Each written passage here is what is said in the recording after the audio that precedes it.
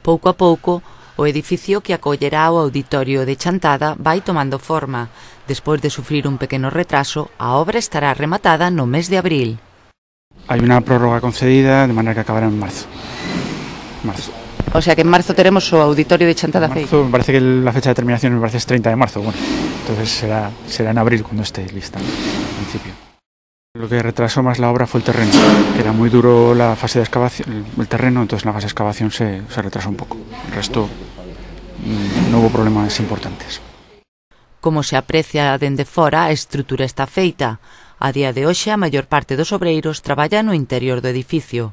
Labores que non se ven a simple vista, xa que un plástico de grandes dimensións tapan os traballos que están a facer nestes momentos. Hoxe introducímonos nas entrañas da obra para ver como evolucionan. Como veis, quedan revestimientos y parte de instalaciones para terminar. Y entonces, revestimientos interiores y luego la fachada, el revestimiento exterior también, es lo que queda. As gradas xa están feitas, os condutos de ventilación e climatización instalados e, segundo o técnico, quedan os revestimentos interiores e exteriores. Estes últimos serán de aluminio. En cantos interiores, as paredes irán revestidas parte de madeira e parte pintura. As gradas recubriránse de moqueta. Pola súa banda, o escenario, de 90 metros cuadrados, irá recuberto de madeira.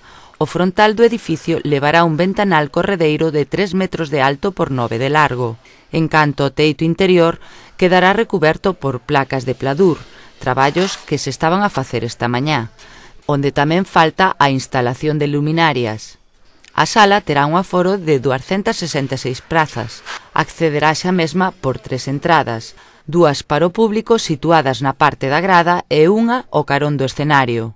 As 2 primeiras accederase dende o vestíbulo principal xa construído na fase anterior, situado no edificio da Casa da Música. A terceira porta servirá tamén como entrada de minusválidos. Volvemos ao exterior porque unha das cubertas xa está case rematada. Referímonos ao piso de madeira sobre a parte superior do auditorio e que ven ser a continuidade da fase anterior da cuberta do edificio. Un revestimento feito de madeira de pino tratado en autoclave, material que, segundo nos comentou o técnico, terá unha longa duración. Lembrar que o auditorio está financiado pola Deputación de Lugo con cargo canon eléctrico, unha obra que conta cun orzamento de 900.000 euros e a empresa encargada de levalas a cabo é Framiñán Construcciones.